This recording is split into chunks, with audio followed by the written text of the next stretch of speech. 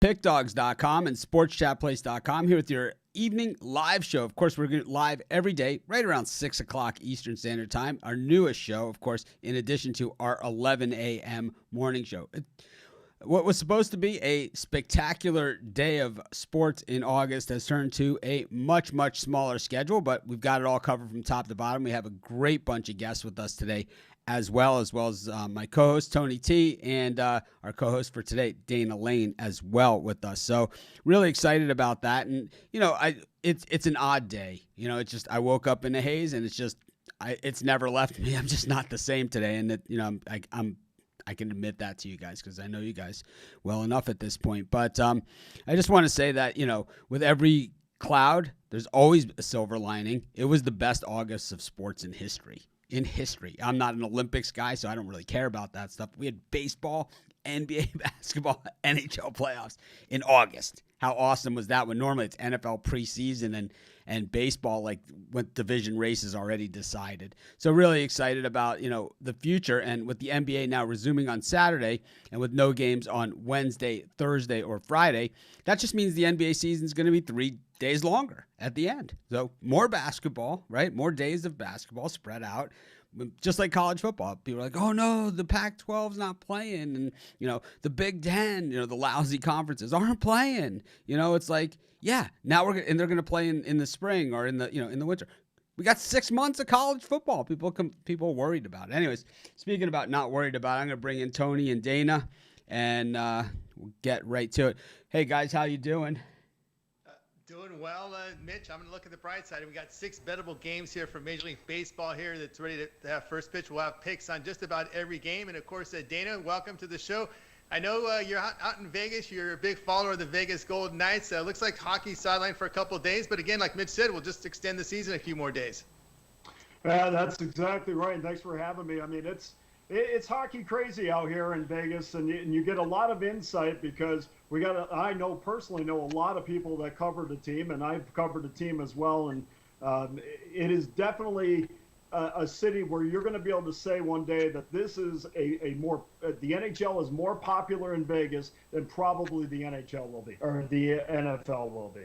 It's amazing. It's exciting to have Dana here. Those of you that aren't familiar with him, Dana has like a robust background in sports and sports betting. He's a Vegas guy, but he's also a sports guy. So it's kind of like he has that combination. Like some guys are just straight, the hard line handicapper numbers guys. Other guys are kind of like me, where I'm kind of just I'm a fan, but I'm mostly a fan of the team I'm betting on. But I just love sports. And then you have the guys that kind of like professional announcer. Also handicapper, so they kind of get that more inside information. That's Dana Lane. I'm really excited to have him as part of our site, and I was really excited that he decided to come with us on this journey, which, like I say, we're just in the first inning. But anyways, I think him and Tony long-term are going to do great on this show, and eventually, hopefully it will become their show. But anyways, what do you guys, Tony, we have kind of a weird day. This is like, it's not like the day that Rudy Gobert got COVID, tested positive, but it's kind of like, it's hard. And I've said this. I went live when the Bucks walked off the court. Then we did the live show last night, and I did one this morning. So this is my 4th time I've been on, since the first time they've walked out, and I still can say the same thing. I don't really understand it enough to be. I understand I understand there's a problem. I don't know what the solution is. I don't know what it is. I don't know if I don't understand, like, if players walking off a court or walking off a baseball field is going to solve anything. That's their platform. That is their hammer. Do you think, like, most of these basketball players, not everyone is LeBron James and Anthony Davis and Damian Lillard. I mean, I would say even the way Lillard played in the bubble, he could walk into 98% of the places in America and no one's going to know who he is. Who's the tall guy?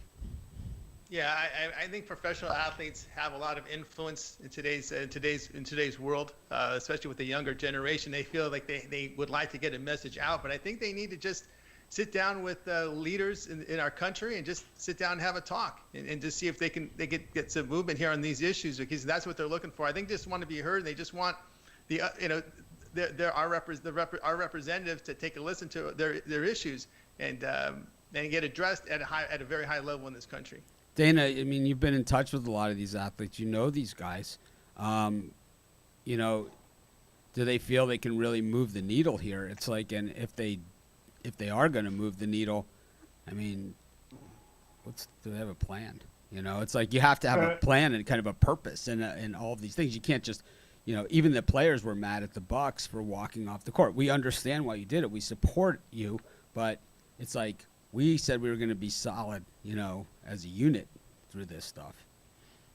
Well, Mitch, we could do a whole show on equality and how things should be changed or what we should do to make things better. But the fact of the matter is, yeah, I think they feel like they're doing their part. I think there's a portion of them that if the Milwaukee Bucks took the court and played their game, you know, perhaps a few of them would have felt like, hey, I'm turning my back on the situation. Now, some people would come right back and say, well, shoot, you know, a 5-year-old kid on a bicycle just got shot in the head. I didn't see anybody walking off the court in relation to that. Now, I'm not saying that people should, but there was a lot of inequality in a lot of different things. The fabric of the country is not just simply black and white. It's more right and wrong. And until we can address the issue of why is there racism and have an honest conversation about that, only at that point will we be able to unfold and mend some of the bridges and some of the gaps in society. Yeah, it's just a tough spot, and it's like I think a lot of us just feel the same. One feeling that I think a lot of us share is helplessness here. You know, where it's just, what can you do? It's kind of, you know, it's kind of like my shows are kind of a microcosm of society, where it's like you have the bulk of the people come to enjoy it, you know, give their opinions, picks, you know, or here to, you know, to enjoy it, or just like our Facebook groups, you know, same thing. People are there to enjoy it. And then you have 2 or 3 people in there that kind of come in and they just, you know, have a different agenda, you know, than everybody else. And, you know, whether it be to tear me down or tear, you know, our group down or somebody else in the group down, or, you know, you know, anybody that's on the show, you know, Joe D'Amico or something, it's not okay. You know, it's never going to be okay in my book, and I'm never going to be the one that's going to sit by silently. You know, when the George Floyd thing happened, you know, no one had to wait to find out where Mitch stood on this. You know, that's for damn sure. It wasn't 2 days later after the Milwaukee Bucks walked off the court, you know, that you find out where I stood. You know, I saw a video on the internet of a knee on some guy's throat. I was live in 5 minutes, you know, so I never had to go through all of that stuff. And the same thing with the noose in Bubba Wallace's garage. I mean, this is just, what kind of world are we living in, you know, where it's like people need to be treated like people. And it's like, you know, I'm somewhat colorblind, you know, and it's like, I don't know why, you know, I don't understand, you know, to me, I struggle with people that aren't, you know, and it's like, you know, but I don't know what I can do to change them, you know, and it's like I wish I did know, because I would certainly give it a shot. But anyways, you know, let's get to sports. And, you know, we have, like I said, we got a great schedule ahead of us. Today might not be the best day, but so what? We don't go anywhere. We're in this for the long haul. And just means, you know, we'll have more NBA in the future, more NHL in the future. And it'll kind of bleed into that time, because we're going to have a little bit of time in there where it's like, are they going to play college football during the week? Or, you know, what are they going to do? How are we going to figure this out? Because there is going to be a dead spot in there. That's right. And this is a drive-through. I'm joined with Mitch and Dana Lane. 20 minutes of first pitch on a couple games. We have picks on. We got to get going now. All right, let's get. I could go all day, as people, right. as many of our spectators say. Mitch just needs to shut up. We got first pitch in 20 minutes. Orioles and Rays, Means in Yarborough. Yarborough favored big here, minus 193.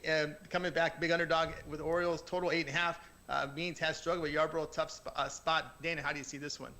Yeah, I too could go another 30 minutes on this subject, but I was all prepped for the Boston Red Sox and the Orioles, and of course they decided that it wasn't in their best interest to play tonight. So we're going to switch over to the Baltimore Orioles and Tampa Bay Rays, and of course we know since the second game of the doubleheader against the New York Yankees that the Tampa Bay Rays have been absolutely on fire. In fact, they've won 13 of their 16 games since, they've averaged over 7 runs a game. They opened up the season just 6-8, but since then they've absolutely been on fire. And Tony, honestly, in this one, we're not going to lay the big price, obviously, because the bottom line is managing your bankroll from day to day, especially when talking about baseball. But Tampa Bay on the run line, even money, is something I'm extremely attracted to. The Rays have won 2 of the last 3 games when Yarborough starts. And of course, Means for Baltimore, the Orioles have yet to win a start when John Means has taken the hill. So I like Tampa Bay minus the 1.5 even money. Yeah, those double-digit ERAs, those 10-plus ERAs are just. I mean, today is we said this a lot on the morning show, and I don't try not to allude to the morning show too often, but it's a real crap pitcher day out there. You look at that total 8.5, and you would think with these ERAs, people are our first thing that comes to mind. Why is it only 8.5? Yeah, well, one thing, Tony, if you take two pitchers, and our ERA is an absolute atrocity, and you're looking at 8.5s, 9 times out of 10, those games have a tendency to go under. One of the things that we overlook as bettors is the adjustments from one game to the next. We just automatically take what we just saw and apply it to the next game, when in fact we should be applying an adjustment to that next game. It's just like in the NHL, the Golden Knights in Vancouver have gone over the total of the first 2 games. I expect there to be an adjustment where space is to a minimum, and expect that to go under the next game. But I certainly like Tampa Bay in this one. I have no interest in laying the high money, though. All right, joined here with Dana Lane. Of course, Dana, I know I've spoken to you in the past. You have a lot of contacts around the country. Sometimes you visit ballparks. Obviously, you can't do that. You can't go out on the road this year. But I know you've got a lot of contacts in these major league cities here. So you've got some these reporters, these beat reporters, and I think that's where you get your best information. Absolutely, Tony. The beat reporters, I mean, and what's so great about Twitter is all you have to do is send a message to these guys. They're more than happy to talk to you. And then when you go to these cities, you say, hey, you want to have lunch like I did last year in Philadelphia, went down to Baltimore for a game, the Nationals. I mean, they're more than willing to have a conversation with you. And it's just kind of, plucking information. And then I can take that and apply it to my selections to give my players the edge. All right, Dana Lane here on the drive-through. Dana, we find you over at Pig Dogs. Anything for tonight, or what can we expect to see up there from you on as of course NHL, NBA will be starting in a couple of days. Will we see some plays up there? Yeah, we already got one winner in with San Diego, thankfully, on the run line, and the Dodgers game 2 is up there as well, and of course the Tampa Bay game was up there. Probably shouldn't have went over that. Clean living on that Padres game. Give up the 2 runs in the bottom of the 6th, the 2 home runs to tie it. They get to the 7th. Seattle scores 4 runs. San Diego comes back and scores 7 runs. Oh boy! It's going to be that kind of day. Never in doubt, Mitch.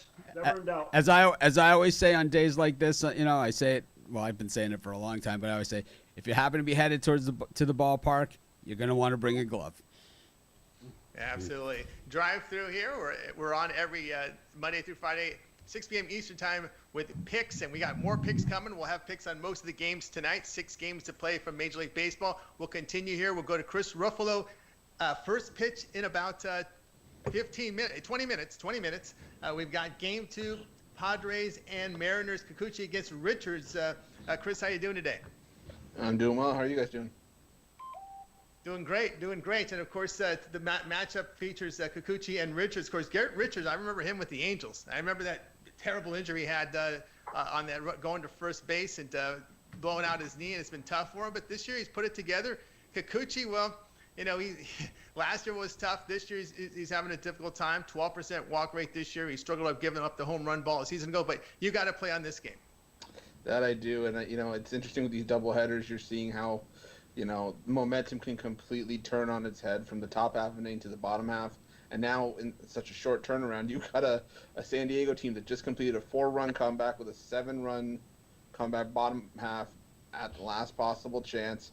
going against a pitcher in Kikuchi who has struggled to keep runs off of the board this season. He's given up 4 runs in 3 of his 4 starts this season. Richards isn't normally a pitcher I'm trying to lay this kind of juice with or chase on the run line, but I think given the momentum, given how Game 1 finished and the way that San Diego's been swinging the bats against a guy like Kikuchi, I'll take the Padres on the run line here. All right, Padres on run line. Dana Lane shaking his head. You could like that one? Well, I stayed away from that just because I'm trying to figure out what happened. I'm going to watch what happened in the first game. If I get a winner in the first game, I tend not to go back into the second game. But certainly that would be the side if I had to choose. Hey, Chris, how do you handicap these 7-inning games? Because, a lot of times they can go from starter right to the closer. It can. I mean, we've seen it happen a couple times. I mean, you have a guy like I said yesterday, Trevor Bauer, who says he wants to go every 4 days, and he's the kind of guy that can start for you in the first inning and go all the way to the 7th. As far as this game goes, I don't know if I see either guy getting out of Kikuchi or Richards getting to the 4th or 5th inning. Richards hasn't been a guy to go more than the 5th inning in most of his starts this year. But in these shorter games, if you have a quality starter, he can definitely get you to the closer. And if you get the run support, it can make for a short day for you. Yeah, no doubt about that. Here, this is a drive-through Tony T with Mitch and Dana. We got Chris Ruffalo here looking at that Game 2 game, which the first pitch in about 15 minutes. And Chris, what can we find from you over at Pick Dogs on the site? Oh, going over the weekend, I'll have a 3-day taster package. It's cheaper than a lot of the single one-off packages that we have on the website, and you get your best value the longer that you sign up for, the more value that you have going forward. And I'm going to have lots of stuff coming up over the weekend. Chris, you're getting a lot of comments on the pink lighting that you brought with us. He has the same light that I have back here, so I know he can just adjust the color. I just decided to throw something up last minute. I wanted to be a little bit different. Very good, very good. All right, Chris, it's always great having your show. Have a great good luck with your plays. There's 6 games today from Major League Baseball, bettable games. So we'll talk to you tomorrow. Thank you guys for having me. All right, you're on the drive-through here. Tony T, joined by Dana Lane and Mitch. We continue because these games are going to start pretty soon. We've got Miami and the Mets, and we're going to bring in Shane Nickel into the show. How you doing? Good. How about you guys? Things are great. Things are great out here. And, of course, you're going to be looking here at this Miami Marlins team and the Mets. It's Waka against Sanchez. Sixto Sanchez. I saw Sixto. I thought of Sixto Lascano from it back in the day. But we've got Waka, who's really struggled the last 2 years with the Cardinals. But he's the favorite here, about $1.20, $1.30, depending where you shop. Total sits at about 9. Yeah. And Waka's just coming off the injured list. He was dealing with some shoulder inflammation. When he was starting, it might have been the shoulder bothering him, but he wasn't good in his last 2 starts. Sanchez is making just his 2nd major league start for the Marlins. He didn't look great in the first start, but he did strike out 5 guys. And one key I see down here is he had a 42.9% miss rate with his slider. So people are missing that. I'm gonna take the little underdog price here and lay some money on the Marlins.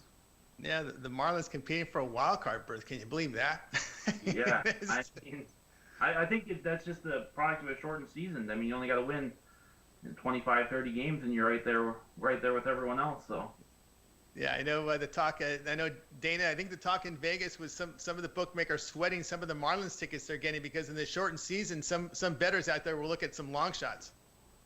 Yeah, there's no doubt about it. And on top of that, I mean, you have a lot of long shots that are playing extremely well. I don't know what the Rockies were the start as far as the future book, but I don't think anybody predicted that Colorado or even San Diego would have played this well. But the Marlins certainly are making everybody sweat, but I think in the end they'll be okay. Mitch, what do you got? Well, this is the 7th meeting in a row for the Marlins and the Mets. The Mets played the Marlins, then they had that COVID break with the Yankees, but they've played each other 7 times in a row as far as the Mets go. The Marlins had a series in between.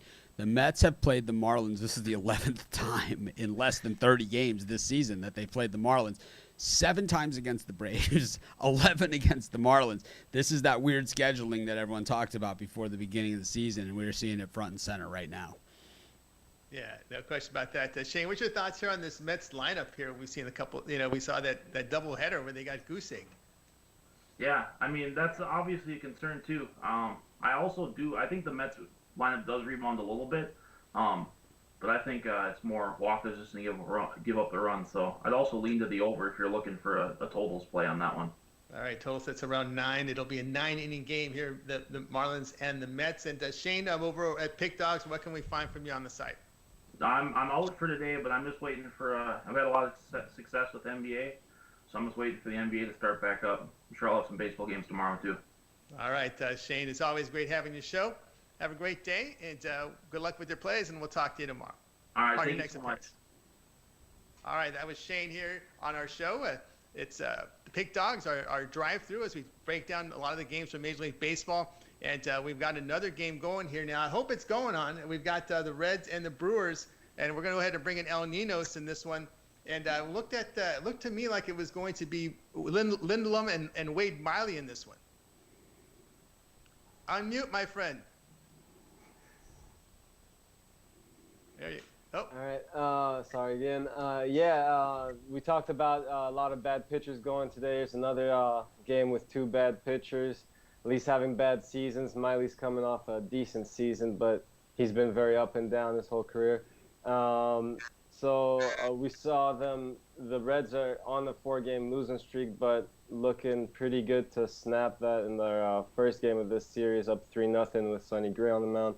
I didn't want to go against Gray, but don't mind going against the Reds in Game 2 here, and I'm taking the Brewers -1 because the money line's a little juicy, so splitting it between the money line and run line, going Brewers -1. All right, joined here by Al Ninos here on our drive-through. So you're banking on Lindblom here. I'm banking on the Brewers offense, really. Which hasn't been too great either, but I do like them to get to Miley. They've got to him before, again, small sample sizes, but I think they get to him again here. I hit the Brewers on the in game on this early one because I'll tell you, the Reds as a favorite this year have been absolute garbage, straight garbage as a favorite. We've seen them at -200 several times lose opening weekend to the Tigers, and it didn't stop there. I mean, this is a team that's 9-10 games under 500. This is a real underachiever, underperformer with high expectations, and that's where you make your money in baseball. It's betting against teams like that. Yeah, you do that. And of course, Dana, I know in Vegas, Cincinnati was a surprise team. This was the team that was supposed to make a run here. A lot of people put their money behind the Reds, and it's just been the lack of hitting. Yeah, there's no doubt about it. I mean, they were the sexy team to start the season. I mean, everybody talked about, especially in that division, which was a very winnable division, they just have not played well. And they're talking about tonight's game against Milwaukee. I mean, remember, Wade Miley is a former Brewer, so maybe he's got a little bit of insight. You have Yelich and Braun that are barely hitting over 200, and those are 2 guys that if you're going to have success, they must be your catalyst to lead you forward. Justin Smoke, who was their big free agent signing, is still an all-or-nothing guy. He's more nothing than all this year. And he's on pace to have 199 strikeouts if we played a full season, which is way more than any other season. So there's nothing about the Brewers' offense right now that excites me. All right, this is a drive-through. I'm Tony T, joined with Mitch and Dana Lane. More picks coming, but before we get to the picks, Al, what do you got going on at Pick Dogs? Hoping to have some more baseball tomorrow, and hoping the NBA's back. They said Friday or Saturday, so let's hope it's Friday rather than Saturday. But either way, we'll have NBA back up, and of course some NHL players when we see some good ones there too. All right, Al. Hopefully that's right. I'm with you there. All right, Al. It's always great having your show. Have a great night, and we'll talk with you tomorrow. All right, thanks again for having me. All right, you're back here on the drive-through, and we continue with more picks, and let's go. Let's bring him in. Alex Smart, professional bettor, first, handicapper second. He moves money and the big money in these betting markets. And Alex, how you doing today in this crazy world, this crazy day in 2020? Yeah, it's a real crazy day. Just looking at the lines are even fluctuating. The amount of money that's coming in is all over the place, and it's just one of those days where you just got to sit here and you got to try to get a good grasp of the market. And I've been looking at some NBA action for that opening series, and we said it's going to start Saturday, correct? I believe that's when they – go ahead, Mitch. I was going to ask Alex off the top of the, one of the questions I had for him was, we're starting to see a shrinking schedule here, right? So we're starting to see money come in from all over the place on games where pitchers with 10 ERAs and things of that nature going, we have 7 ERAs versus 10 ERAs and things like that. Is this kind of like a Monday Night Football game that you don't want to bet, like kind of that Jaguars-Ravens game with the 9-point spread starting to happen today, where kind of maybe it's like you take your Padres run line win and kind of say, yeah, I got some money to work with for tomorrow and Saturday when NBA starts. I see Dana's nodding his head too. He's with me in this, thinking the same way. So, Generally speaking, I think that's exactly what's going on. Yeah, I think you hit it right on the head. And I think that's what we're seeing right now. And a lot of the big money just sitting on the sidelines and just trying to, like the really big money is sitting on the sidelines. I mean, I noticed there was quite a flow for a few days, and this sort of just, was a punch in the gut. So everybody has to reorganize, relook at, people are, a lot of pros are not going to just throw their money down because they want action. But, there are some edges. I mean, there's always going to be edges, and, there's always going to be money there in play somewhere. So, and, whales aren't necessarily pros. So you can see a $20,000 bet come in, and it doesn't mean that they're pros, right? So, you have to be careful with that. But anyway, I was like I said, I was looking at that, and now I'm looking at this weekend schedule. I guess it's going to be the weekend. And I was looking at that NBA game, the NBA opening series with Boston, Toronto, which is going to be just an amazing series. It's going to be, I can see this as pretty well setting the stage for the finals. And can Toronto make it past Boston? I tell you, Boston is a team that must not be underestimated. They won 3 or 4 times against Boston, against Toronto this year. And against top-level teams, they're 9-1 ATS, which is important to us. They know how to win. They know how to win against good teams with 700 records or better. I think the average that I'm looking at right now, it's like close to 8 points. 8 points, and we're seeing a 1-point difference here. So Toronto's getting a huge amount of respect, and I don't really know where it's coming from other than their champs. So, I see the value here with the Celtics. Celtics, yeah, you're going to see them up there. I see them up anywhere from Toronto favored by 2.5 points, total 216 in there in game number 1. And one thing I noticed here with Toronto, it's a huge step up in class, because when you play Brooklyn, to me, Brooklyn looked like they were playing pickup basketball. These guys were just put together, had no clue how to play defense. Toronto had open looks all over the court. And of course, that last game, we finally saw Toronto make some open shots, because they were missing a lot of open shots here. But now you're going to be defended. There's going to be a hand in your face. So how do you think this is going to play into this? Well, Boston's an interesting team. They can bash you with small ball, and they can hammer you on the inside from time to time. Even when the media goes against them and says, "Hey, these guys, are soft." They're not soft. That's a tough team, and I think Boston's going to have their hands full. And Nurse better bring his A game formations here, because he's going to really be in for a tough task, I think. What's your thoughts here with the Gordon Hayward injury here? You're losing a little bit of offense from Boston. Yeah, you're definitely losing some offense, but what does that do with the defense? I think the defense seems to shore up for some reason. So I just like Boston. I like Boston. I could change my mind, because that's the whole thing. I change my mind constantly here. I'm not going to put any politically correct statements in there, because I've got to watch myself. But I changed my mind on a lot, and I'll tell you right now, I like Boston though. Right now. Dana, you got Mitch. What you got? You got a comment here that personally that I don't like it when Tony takes over. I actually prefer it that Tony takes over, and the long-term goal of this show is that it's going to be Tony's show, and hopefully with guys like Dana and Joe D'Amico co-hosting with them on alternate days or full time or something. We'll have to figure it out. But I think you guys have seen enough of me and have heard my picks on these games plenty. And it's like I love my 11 o'clock show too, and I want to have all these guys. We're going to start a Cappers Corner segment on our 11 a.m. show. We're to have all these cappers on just for like 5 minutes to kind of half, giving picks and half to promote this show, which I think is a whole great platform where it's like, it's Pick Dogs and Sports Chaplains are not Mitch. I just started them, founded it, whatever. They've always been a community.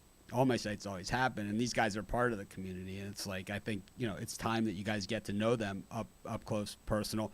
And like you guys know me, that you guys can, all my little things that piss me off, all the things that get me excited, like when I say I love this, you guys know, it's time to back up the truck. But Yeah, I don't mind Tony taking over at all. Matter of fact, I have the controls right here.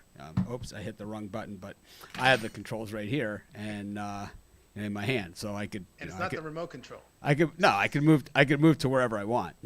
On the screen, I have the thing to do it, so it's not really that big of a deal. I kind of am enjoying it, and I think I'd like to hear more from Dana too on the show too. But Alex, is great having you. This is for me. I was going to say about this the thing I was going to say before I saw the comment, which people they think I shouldn't address the comments as much, but it's part of the show, right? And it's is that to me these are the two bowl of popcorn games. The Raptors Celtics. It's like I got my bowl of popcorn for the beginning of the game. At halftime, I'm gonna make another bowl of popcorn. I'm just gonna eat.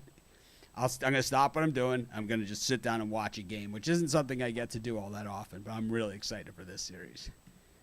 I am too. Dana, your thoughts here on this Toronto and Boston series? Looks like the game one this weekend. Well, I'm definitely leaning towards Boston as well. I mean, even despite the injuries, defensively, I don't think people realize or even have it in their head that the Boston is the second best defensive team in the NBA right now. So that's where they win their games on the defensive end. And plus, on top of that, in transition, they're one of the best transition teams in basketball, which is why they're fifth in points per game. So you have the two entities of one of the better defensive teams in the game and one of the better offensive teams in the game, and that is going to be a team that's going to make you money on a consistent basis. But you go up and down defensive categories, and the Celtics are in the top 5 in most of them. Yep, and I still think it's going to be a tough adjustment for Toronto facing a team playing pickup basketball against a professional team like the Celtics. That's going to be a real tough adjustment here in this one. All right, listen to the drive-through. I'm Tony T with Dana Lane and Mitch, of course, joined by Alex Smart. Alex, we're over at Pick Dogs. What can we find from you this weekend? Well, the usual. If it moves, I'm going to hit it. So it could be just about anything from MLS right across the board to hockey for sure. So, just keep your eyes open. It's all about making money. It's not about the sport. Absolutely making the money. All right, Alex, it's always great having you show. Have a great week, and we'll talk to you next week. Take care. Thank you. All right, back here on the drive-through, Tony T with Dana Lane and Mitch. I'm going to go ahead and give you my play here. I'm going to look at the Dodgers and Giants game 2. I'm going to go over 6.5 runs here. I'm not a big fan of Kevin Gausman. Of course, Walker Buehler was supposed to start. He's out with blisters. It's going to be Mitch White, and he was roughed up at OKC last year. ERA over 6.5. He was hurt by the home run ball. Let's take it over 6.5 in this 7-inning game, Mitch. Yeah, I just think that Kevin Gausman, not one of my favorite guys. He's always been one of those like world of potential type guys, right? Where it's like Gausman, it's like, oh, let's put him in a Braves uniform. Now all of a sudden, Gausman goes from being the bum that's getting rocked in Baltimore to to a Braves pitcher, so now he's a minus 170. It was kind of like when Cashner got traded to the Red Sox, and all of a sudden Cashner's a minus 185 guy. He's not a minus 185 guy. He's just not in my book, and I think we're going to see some runs. I think Walker Buehler, I know you're more in touch with the Dodgers than I am, but to me, from what I've seen of Walker Buehler, he came in, like Garrett Cole, right? Highly touted, and really big expectations of him, and he's been good, but I don't think he's reached those expectations. He certainly has the stuff that the expectations said, but he certainly hasn't been unhittable. Like, he's not, just Nolan Ryan Koufax combination like they build him to be. And I think he does give up runs, plenty of them. So I think I'm with you on the over. Yeah, consistency there with Buehler. He likes the rubber at Dodger Stadium, but on the road, ERA about more than a run and a half. But he won't be going here. It's going to be Mitch White because Buehler is on the DL with blisters. But again, Mitch White was pounded in Oklahoma City last year, ERA over 6, hurt hard by the home run ball. It's like Major League Baseball saying, well, we're only going to have 6 games, but let's make these games that just last forever, like that Red Sox Blue Jays game and that Diamondbacks. Let's put Robbie Ray up against John Gray and see how long this thing's going to last. It's like I live in Hawaii with a 6-hour time difference and I'm falling asleep. That's how long that thing goes. Oh, my God. Like Ruffalo says, Robbie Ray can't even find the dinner plate most times. It's unbelievable. Yep. And, of course, we do have a game that will start. We didn't cover this Pirate game 2. It's the Pirates and the St. Louis Cardinals game 2. It will be Cody Ponce going to get up against the Pirates. They're going to put actually Jovan Oviedo for St. Louis, and the Pirates looks like it's going to be Cody Ponce in this one. Pirates plus 140 in this one, and I know Dana, you touted the Pirates in the past, but I know this year you're probably way off this bandwagon. Oh, you kidding me? Mitch, I'm a Pirates fan. So I have had this heartache since 1979, excluding a few years. And Tony, I mean, this Cody Ponce kid, he spent some time in AAA between San Antonio and Indianapolis last year. He was just 2-6. Now he'll throw between 94 and 95 miles an hour, but his curveball is around 78. So he really has to spot that fastball in order to make his secondary pitches be effective. According to guys I know down in Indianapolis that follow him on a daily basis, he has got to get off to a strong start. If not, he's going to get hit pretty well. So look for his first or second innings. If he does, which happens all the time, and I was thinking that in the second game against the Dodgers. You know, I mean, you get these kids coming up, and these teams don't have a book on them, and they're able to skate through 3, 4, 5 innings and have a good outing. But the first 2 innings are the key for him tonight. And if he's able to spot his fastball, perhaps the Pirates have a shot. Yeah, it's a big line here, minus 160 on St. Louis, total 7. That's true because the Marlins did that with Rogers. They snuck him in Game 2. And, you know, we're all in the now, right? Everyone's in the now. You focus so much as a hitter and on the Game 1 starter, so you sneak in that prospect in Game 2. No one knows him, and you can probably steal a win. Yeah, we've seen it time and time again. But the only thing about the Pirates is you're not getting any kind of offensive support behind any of your pitchers. Gregory Polanco has been an absolute disappointment. Bell has been barely over 200. He's not the Josh Bell of last year. There is Ryan Reynolds, the guy that Reynolds was going to win a batting title last year, or at least was there at the end with 2 weeks to go. He's been struggling this year. There is no offense, and even the offense they got today was from Cole Tucker, and we're not going to rely on Cole Tucker on a daily basis to get the Pirates offense going. Even if you have a good starting pitching outing for the Pirates, there's no offense. So that guy can give up he can give up 2 runs in 5 innings, and the Pirates can still get blanked. Yep, no doubt about that. But they did get the win in Game 1, but they needed to go extras in that one, 4-3. Looks like with Cool on the mound, looks like they went into the bullpen. Mitch, you had thoughts on this Pirates team?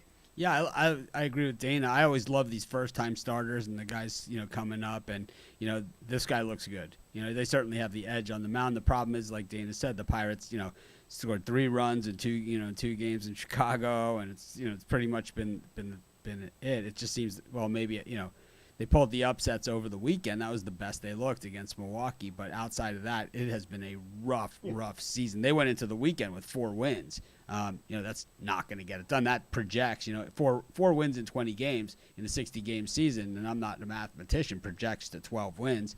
That's not going to get it done. And it's not like you're going to draft Peyton Manning or something. In baseball, you will have a high pick, but one guy doesn't get it done in a baseball draft like a quarterback or something does in football.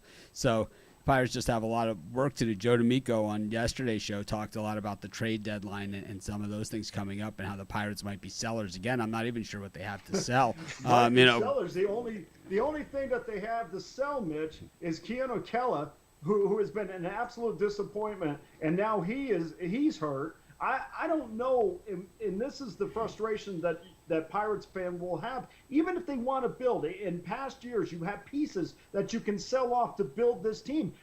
There is no pieces here. I don't know who wants Josh Bell at this point. I don't know. Kella is your only piece, and he's hurt right now. And if somebody could tell me what the direction is of this organization, I would love to hear it. Polanco might be a guy whatsoever people are interested in. Well, he's hitting over 200, and he's got a bum shoulder. But that's people pay up for that. We've seen, we saw Jose Quintana go for Elroy Jimenez and Dylan Cease, a couple of years ago on the trade deadline. So miracles do happen. But the Pirates, what we've seen from them in the past is they get the miracle and then they don't know what to do with it. They let it go at the next trade deadline, right? That's what they generally like to do. But it's been a rough go of it for the Pirates. But Joe D'Amico is pretty much spot on with his trade analysis yesterday. I know it was Joe has a different delivery than the rest of us, but he said his first guy that he said would be traded was Taijuan Walker, and he didn't even make it 24 hours after Joe said that. He was gone. So maybe we should listen more to Joe. Yeah, no doubt. But then we're going back to this Pirate game. I want to talk a little bit about Johan Oviedo. We talked about the Pirates not hitting him, but Oviedo's a walk guy. If you look at his numbers in the minors, he had a ton of control issues. So if you're kind of leaning the Pirates plus 140, you got a pitcher in Oviedo who walked a lot of batters in the minor leagues, and that's something I always have an issue with when they bring up these prospects. When you look at the walk rate in the minors when they're approaching double digits, I get very nervous about that, Dana. Well, my only thing about taking what somebody did in AAA and equating it to the major leagues, it's sometimes it's apple and oranges, especially if you're playing in the Pacific Coast League. I mean, I've seen guys come up from the PCL with ERAs that are 5 and then go to the major leagues and not give up a run in their first 2 outings. Alex Young. Alex Young. Right. I mean, it's two separate entities. And then plus the team that you have behind you is different. The run support is different. I don't put too much stock into, taking A and equating it to B, but, certainly you'd rather have a pitcher that's had success at the AAA level when you're trying to back him financially at the major league level. Oviedo is on the mound here for St. Louis. He's already out there throwing his warm-ups and facing the first batter. And, he's a pretty big kid, this Oviedo. Yeah, Ben, I want to go back with Dana here in the NHL. I want to ask you this question because this was talked about. Do you think a Western Conference team can beat an Eastern Conference team in the finals? Do they match up physically with the East? Well, of course they do. There's no doubt about it. I mean, it's you're going to see in this Golden Knights game tomorrow night or whenever they decide to play, you're going to see both teams tighten down. I mean, what if the Philadelphia Flyers get to the finals? You don't think that Vegas is as good as Philadelphia or can play as physical as Philadelphia? NHL has announced Saturday play will resume on Saturday. Okay, there'll be no games tomorrow. It's all about puck movement. When you're playing physical teams, it is about puck movement, and it is about defensemen getting the puck up to the forward and getting it out through the neutral zone. The quicker that you can do that, the easier it's going to be. I mean, we saw a couple years ago where people said, well, geez, how is the Pittsburgh Penguins going to handle the San Jose Sharks? They're a really physical team. Well, puck movement, because they beat them to the pucks and they got the pucks off their sticks. And the quicker that, your movement inside the defensive zone is the key to beating bigger teams. But, for me, Vegas has every chance in the world to beat a team like Philadelphia, which I think are the two that are going to face each other in the end. Yeah, when they play again on Saturday, right now we're seeing Vegas line minus 193 in Game 3, total 6. Now, of course, Vancouver, designated home team, matters in hockey because Vancouver will be able to make the last line change. Yeah, I think we're going to see an under in this game. I think both teams are going to tighten down. It's really interesting about the Golden Knights goaltending situation. I mean, going into this, I didn't think there was any chance that Marc-Andre Fleury would not be their top goaltender, but there is a feeling around the team that Marc-Andre Fleury will not be a Golden Knight next year. And, of course, Robin Leonard came in, who had a fantastic year last year, but has a history of being kind of sporadic, not only mentally but on the ice. And they're really, I think, putting all their eggs in one basket with Robin Leonard, which, of course, sparked a little bit of an issue because Marc-Andre Fleury's agent came out and put out a photo that had a spear going through Marc-Andre Fleury, and I think that's probably how Marc really does feel. It's very interesting to see the dynamics of the goaltending of the Golden Knights, but I think this game goes under because both coaches are going to allow less space. Vancouver had a lot of space going into the offensive zone the other night. I know Vegas dominated that second period, but the first and third period, I think Pete DeBoer will tell you we need to tighten up. I'd like to bring in Ruffalo here to get in on this discussion here with Dana. He's definitely another NHL guy. Chris, any thoughts on what Dana is saying here? Let me get rid of these graphics that I have in your face. But kind of just impromptu. Chris, what do you any comment? Chris is one of our puck dogs at Pick Dogs. You know what, Dana made a very good point that I was wanting to make when Rod was getting this question asked earlier in the week, and when Alex Smart was getting it as well. I think any team in the West has just as much of a chance as any team in the East. And it's like Dana said, puck movement's going to be a key for those faster teams. They're going to have to deal with the gritty, harder hitting teams in the Eastern Conference, like your Bostons, your Philadelphia Flyers. I think Vegas is the most balanced team top to bottom in the Western Conference. They can score across all four lines. They have a solid 3 defensive pairings. The goaltending, it's been split between Leonard and Fleury, but I think they have just as much of a shot as anyone to get out of the Western Conference. How do you see this game 3 between Vegas and Vancouver?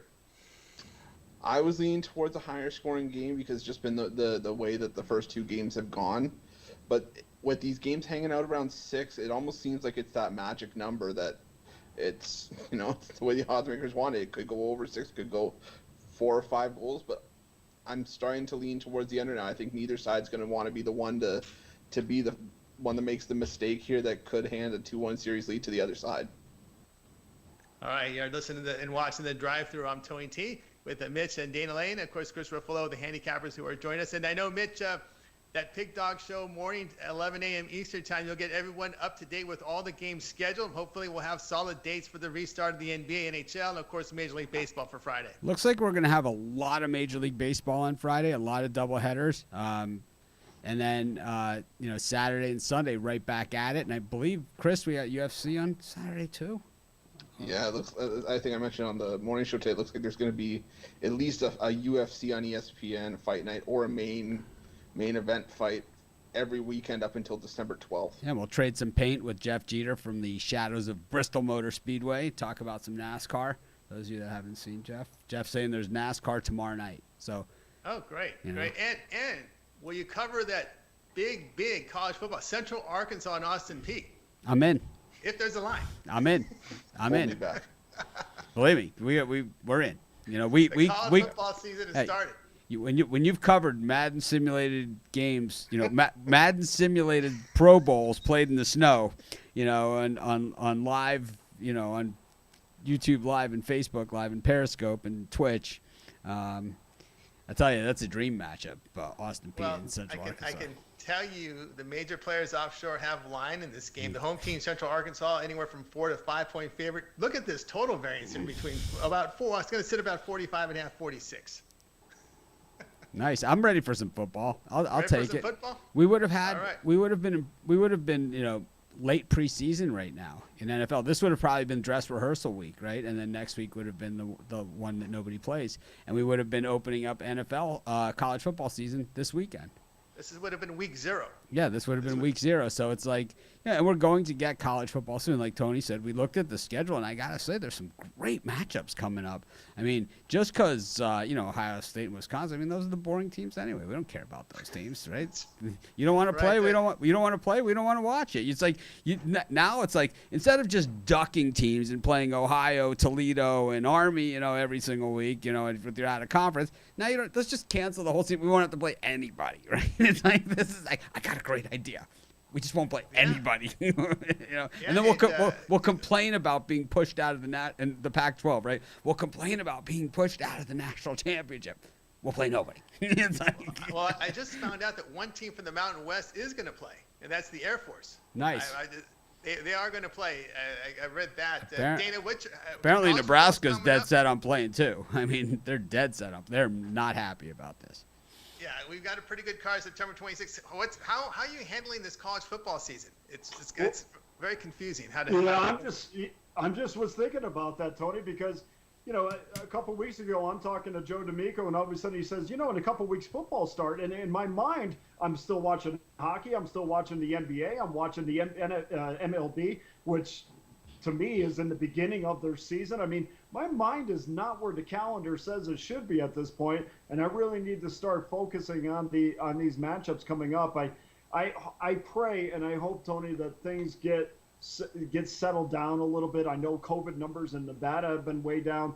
Across the country over the last month, they are way down. I hope things settle back down and we can get into our normal routine again. But listen, the Raiders aren't going to play in front of any fans, which is bumming a lot of people out here because we can't go in and see the new stadium. UNLV had to switch around their schedule. They were trying to get TCU on the schedule. We're not going to be able to go and see any Rebel games this year. this whole thing stinks, but I'm thankful for sports rather than not having sports, because for 4 months, man, I found out more about my family than I'd ever known in my life. I cleaned up and did things that I've never done in a long time. I'm glad sports is here, but it's very difficult for me because mentally I'm not on that calendar. Yeah, that's right. And just to get you guys up to speed, the Labor Day game this year is going to be BYU and Navy, the primetime game, September. So keep an eye on those schedules. I'm in. BYU Yeah, Navy. I'll take I'm in. whatever. You don't have to worry. You don't have to worry about me, Karen. One way or another. I'm in. It's like The first Division I game will be televised CBS Sports Network Thursday, September 3rd. We've got South Alabama at Southern Miss. That's next week. So that's next Thursday. So get brushed up, guys, because we got Southern Miss. And then that Saturday, we've got Middle Tennessee State and Army, SMU, Texas State, Arkansas State, Memphis, and then we go into Labor Day game, BYU and Navy. So we've got next week we're going to have 5 games. Arkansas State, Memphis. I'm in for that too. Yeah. I do know this, Tony. I mean, I'm not alone in that thought process. I know that the contest around town and the Superbook contest, and then the one that Derek Stevens has down at the circuit, I don't think they're certainly not drawing the amount of contestants that they thought they would. In fact, the Westgate has given away free rooms just to sign up. I think it's taken a while for people to kind of get acclimated to where we are and what the new schedule is going to be. Yeah, and that's 6 months of college football, though, because then we will have Ohio State, the Big Ten, the Mountain West, and the Pac-12 will all be playing. I think it's late January they're talking about starting. So, and how does that affect bowls? How does that affect the national title? I mean, how does that affect playoffs? I mean, none of this has come out to my knowledge. I don't understand how you can't certainly how is even a computer poll able to be put out. I don't know how it affects postseason in college football. Well, I'm from the South, and we don't care about any of those other teams. And I can safely say that. I know the Big Ten's happy to see the MAC play, so they got some nice non-conference games there. We'll see some Big Ten versus MAC games. I think this is the perfect year for the conference, the Cincinnatis and the the Memphises of the world to come out and make a statement. This is their time. They wanted to be in the Big 12, Houston, and I'm super excited about Miami this year with Derek King coming in and playing quarterback. It's like Houston's like, hey, let's redshirt this guy. We'll have him back next year, and then he goes ahead and transfers, lands on our team. We haven't had a quarterback in 20 years, since Ken Dorsey left. It's like we're super and we'll excited. See if the FCS makes some TV contracts too. The FCS we could see also in spring. There's some interesting FCS games out there too. All right, this was a drive-through every Monday through Friday, 6 p.m. Eastern time. Tune in tomorrow. We'll have baseball coverage. Maybe we'll peek at some of the NHL and NBA for the weekend. And Dana, in closing, any thoughts as we close the show? Well, I'm very happy and feel very fortunate to get the San Diego Padres. And guys, I would encourage you to get on with my baseball selections, #1 overall in Major League Baseball. I appreciate you guys having me on the show for the first time. I'm looking forward to shows down in the future. We're excited. We're excited to have you, and we're excited to have you as part of Pick Dogs and Sports Chat Place community. Just super excited. You, Alex, Smart, Al Ninos, Ruffalo, we invited, about a year ago. He just hasn't left yet. And Zawacki, who's not here, Tony, and everybody else. I'm just excited that everybody, everyone is excited about what we're doing here. We're just in the first inning. We're just getting started, and I think a lot of the people in our community have learned that. It's like we launched this multi-capper site. It didn't go perfect. It's tech. It's not going to go perfect, and people are like, they were patient, and they were, we worked through it all together, and it's like, what happened? Our community met my tech team, who's been, doing the dirty work for a dozen years, behind the scenes. And it's like, they've all worked together because it's like, hey, what are you seeing? Oh, I'm seeing this, man. You want a screenshot of it? Yeah. It's like, we're all working together to make it happen. And that's kind of, it's a great thing to see. But thanks everybody, whether you're watching or whether you're, a capper on the site or a writer on the free site, Shane, who was here, whoever, just everybody. Greatly appreciate it. Al, who was in the Facebook group, he won a contest. He became a handicapper. He's he went to the other side, came back to this side. It's like it's been whatever it takes, man. I don't really care as long as we're doing what we love. But thanks to everyone. I really appreciate everyone. Each and every one of you.